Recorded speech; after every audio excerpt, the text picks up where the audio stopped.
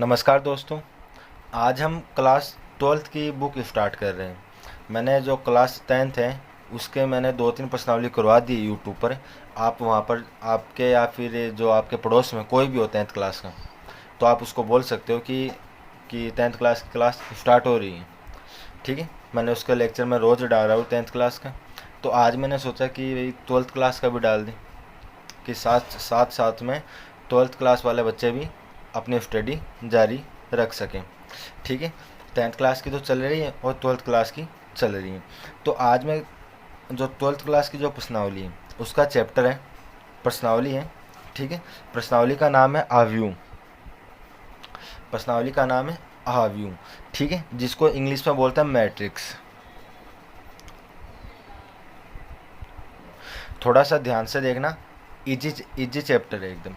ठीक है, सबसे पहले मैंने ये सोचा कि जो इजी प्रश्नावली है वो करवा देते हैं। एक इजी हो गई, मतलब जो ये मैट्रिक्स वाली जो प्रश्नावली है सबसे पहले मैं उसको करवा दूंगा। और उसके बाद मैं क्या करूँगा कि जो इंटीग्रेशन वगैरह है, समाकलन अवकलन, वो कराऊंगा मैं। ठीक है, तो थोड़ा सा ध्यान से देखना इजी प्रश्नावली है। अब इसमें क्या है कि आव्यूह इसमें मैं क्या करूँगा कि जो उसका इंट्रोडक्शन है, इस चैप्टर का जो इंट्रोडक्शन है सिर्फ वो बता रहा हूँ मैं आपको। ठीक है, कल से बेसिक स्टार्ट हो जाएगी, इसके क्वेश्चन वगैरह मैं करवाऊँगा साथ साथ में। डेफिनेशन वगैरह है इसमें। मैट्रिक्स कई प्रकार की होती है, टाइप ऑफ मैट्रिक्स। ठीक है, सबसे पहले हम पढ़ते हैं कि मैट्रिक्स है क्या, इस बात पर आते हैं। तो देखो, मैट्रिक्स की डेफिनेशन ये होती है बेटा, आव्यूह की परिभाषा।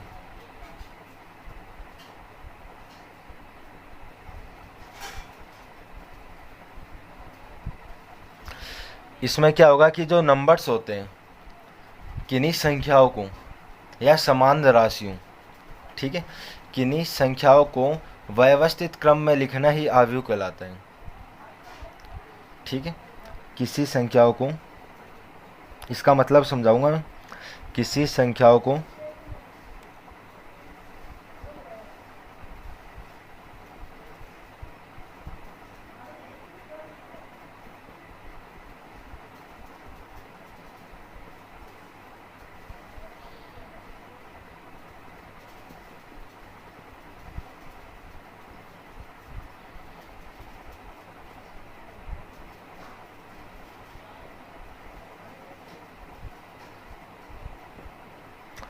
ठीक है, अब इसमें क्या होगा कि जो आव्यूह है, मैट्रिक्स है, उसमें क्या होगी कि पंक्ति होगी और स्तंभ होंगे।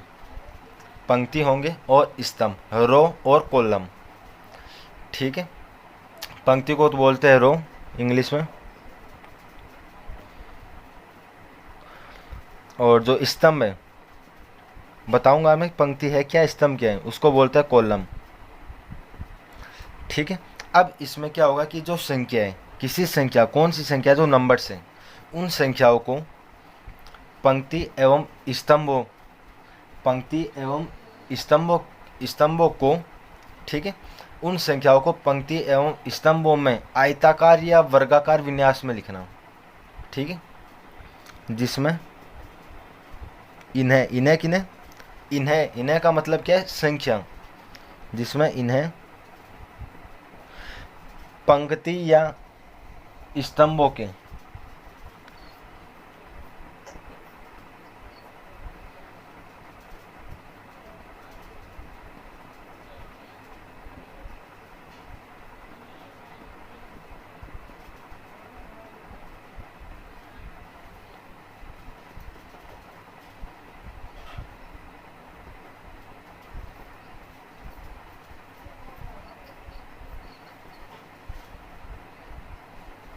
संख्याओं को पंक्ति या स्तंभों के विन्यास में लिखा जाता है, लिखना या फिर लिखा जाता है। अब बेटा यहाँ पर क्या दो वर्ड आ रहे हैं, एक तो आयताकार और एक स्तंभ, सॉरी, आयताकार या फिर वर्गाकार। आयत क्या होगा, जिनकी आमने सामने की भुजा बराबर हो। आयत का मतलब यहाँ पर क्या, आमने सामने की भुजा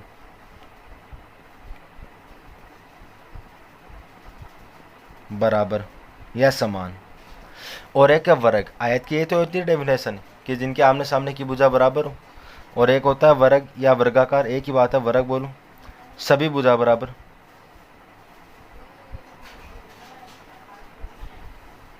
ठीक है, सभी भुजा बराबर। अब देखो मेरी बात, पंक्ति या स्तंभों के आयताकार या वर्गाकार रूप में लिखा जाता है संख्याओं को।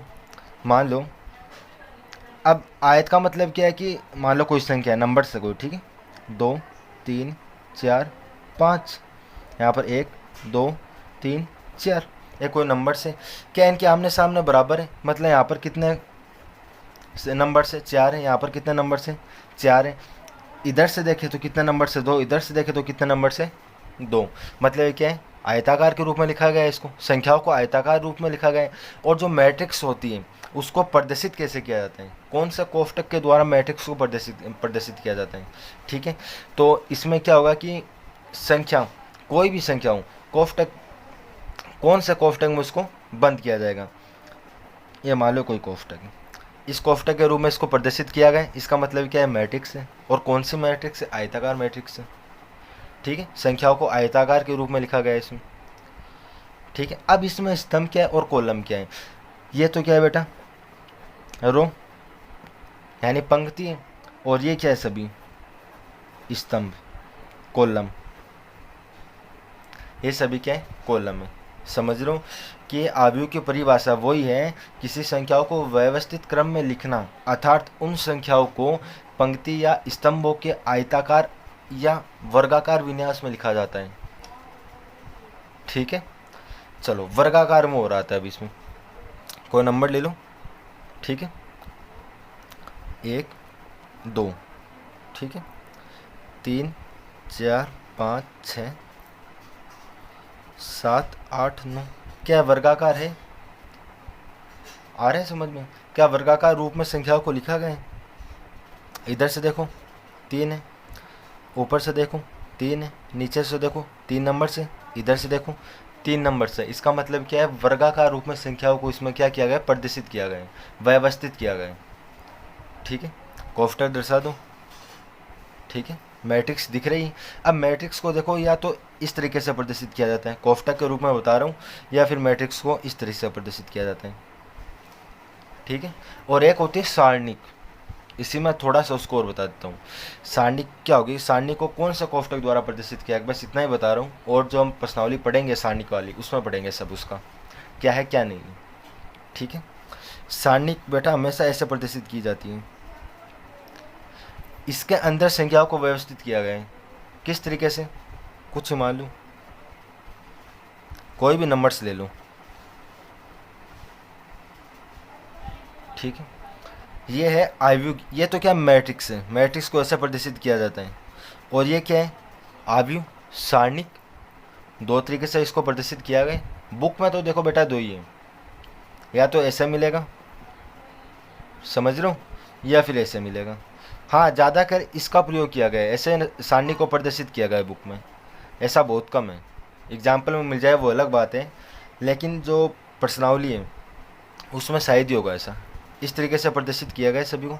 ठीक है, आया होगा समझ में आपको। अब देखो आव्यूह की परिभाषा वापस रिपीट कर देता हूँ कि किसी संख्याओं को व्यवस्थित क्रम में लिखना आव्यूह कहलाता है, अर्थात उन संख्याओं को पंक्ति स्तंभ के आयताकार या वर्गाकार विन्यास में लिखा जाता है।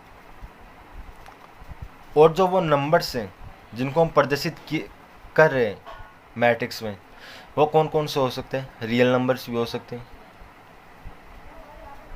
ठीक है, और कॉम्प्लेक्स नंबर भी हो सकते हैं। आया समझो, तो थोड़ा सा ध्यान से देखना, बस थोड़ा सा इंट्रोडक्शन ही दिया है मैंने इस लेक्चर में, और कुछ भी नहीं है। ठीक है, बहुत बहुत धन्यवाद, शुक्रिया।